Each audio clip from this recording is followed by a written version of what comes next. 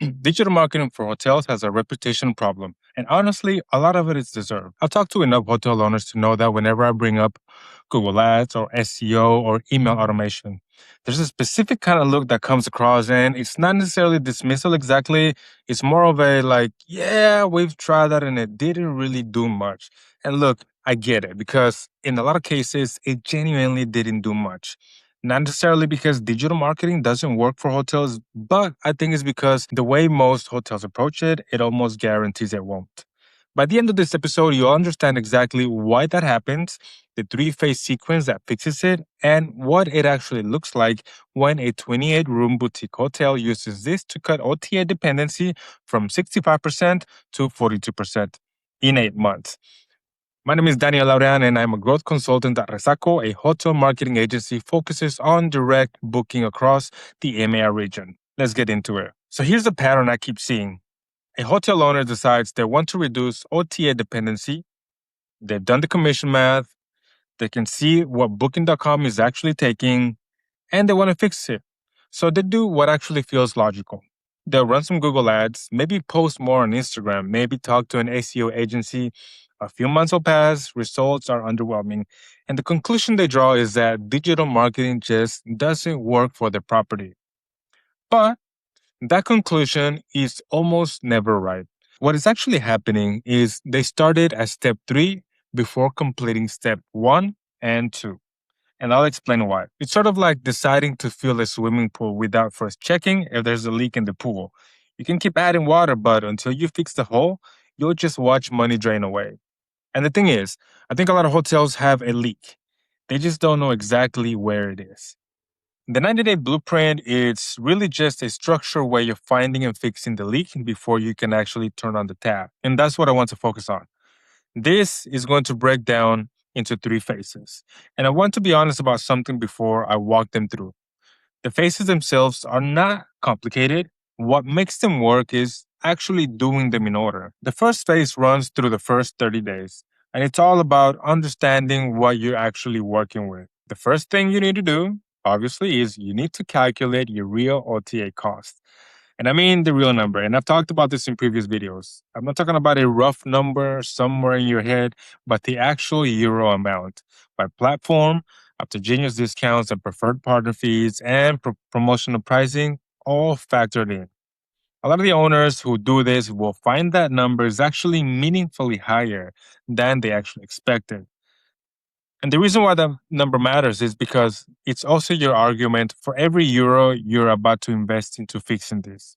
And the second thing is that, and this is one that surprises people the most, is auditing your booking engine. I'm not talking about your website in general, your booking engine specifically. Something that I find genuinely fascinating about this industry is the average hotel booking engine has an abandonment rate between 75 and 85%, which means if 100 people land on your booking page, somewhere between 75 and 85 of them leave without ever booking. Now, some of that is normal browsing behavior. I get it. But a lot of it isn't actually. A lot of it is actual fixable friction. Slow load times, confusing navigation, forced account creation before you can ever see a price. I mean, who does that, right? Google's own data shows that if your website takes longer than 3 seconds to load on mobile, you lose 53% of visitors before they see a single room rate. 53% just from load speed. So if you run Google Ads into a booking engine with that problem, I don't think you're testing whether digital marketing works or not. You're actually testing whether people will actually jump through the broken hoops to give you money. And the answer to that question, well, most likely they won't. So, phase 1 is all about finding that broken hoops and fixing them before anything else. Phase 2 is days 31 to 60. And it's where you build the infrastructure that will carry your traffic once you start generating it. Normally, there are 2 things happening in this parallel here. The first is building your SEO architecture. And I want to be specific about what that actually means in hospitality because I think there's a common misunderstanding in this particular matter. You're not trying to rank for example, hotels in Helsinki, hotels in Barcelona, hotels in Paris. Booking.com and Expedia spent billions of euros a year owning those terms. That's not a competition you can actually win organically. Now, what you can do is win in specificity. Adults only spa hotel in Finnish Lapland with private sauna. Family friendly coastal resort near Barcelona with activities included. Long tail searches with high intent, where the guest has already made most of the decision before they even click on your link. That's where independent hotels can actually compete. The second thing in phase two is setting up your guest retention email sequence. And I'll be honest, this is probably one of the most underinvested areas in independent hotel marketing. And the results take a few months to show up, which is part of why people skip it, but it actually compounds over time. So, three sequences are enough to actually get it started. A pre arrival email 72 hours before check in. This is your upsell moment, room upgrades, dining transfers, a post stay review request 48 hours after checkout, and a rebooking campaign 9 to 11 months after the stay. Time to land when guests are starting to think about their next trip.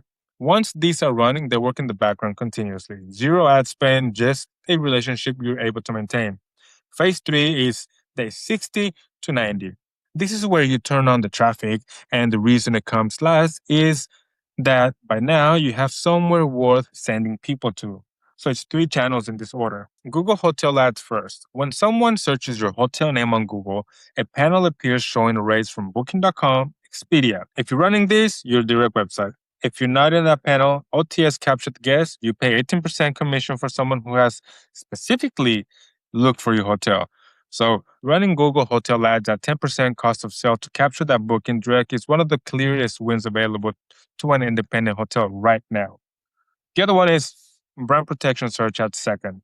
Bidding on your own hotel name so your website appears above OTA results in Google search. Defensive, necessary, and cheaper than you think because your own branded keywords have a high relevance score. The third one is meta retargeting. Remember that 75 to 85% who visited your booking engine and left? Well, a well structured retargeting campaign follows those specific users on Instagram and Facebook for the next 7 to 30 days, showing them the room they looked at, the dates, the search. Industry data puts retargeting conversion rates at 3 to 5 times higher than cold acquisition. So you're not advertising to strangers, you're actually reminding people who already chose you. You just got to help them a little bit. Now, I want to share what this actually looks like in practice because I think a real example is more useful than a framework in isolation, right? So, a 28-room boutique hotel came to us with 65% OTA dependency, so it was about 180,000 a year in commissions. Great property, good reviews, genuinely nice place to stay, but no direct booking infrastructure whatsoever. So, phase one revealed their booking engine was loading 6.2 seconds on mobile. That single issue was responsible for a significant chunk of their abandonment. We fixed the technical problems, rebuilt the booking flow, set up the three email sequence, and then, well, once the foundation was solid, we launched Google Hotel Ads, brand protection search, and meta retargeting. A month later, their OTA dependency had dropped from 65% to 42%. That 23-point shift represented over 60,000 euros in saved commissions annually, not revenue, profit, straight to the bottom line. And the thing I want you to take from that isn't the specific numbers. Every property is different. It's the sequence. They didn't launch ads first. They fixed what was broken first. The ads came all the way at the very last step, and they worked because there was something solid underneath them all. One of the most important things is always how well is your foundation built. I actually wrote a full article walking through each phase in detail. I'm going to be sharing the link down in the show notes, including a recommended tech stack for booking engines, channel managers, and CRM tools. If you're at the point where you actually want to implement this, that's where I'd start. And if you want to talk through what this would look like for your specific property, we do a free channel mix audit at Resaco. It's a genuine look at your numbers, not a sales call. I'll be linking it down below. Next week, I want to get into something that I think is one of the most underappreciated parts of this whole system, and that is the booking engine itself. Why the technology your guests use to complete a reservation might be the most consequential decision in your business, and why so many hotels are actually losing bookings at the very last step. Once again, I'm Daniel Laurean, and this is Hospitality Marketing Lab. See you next week.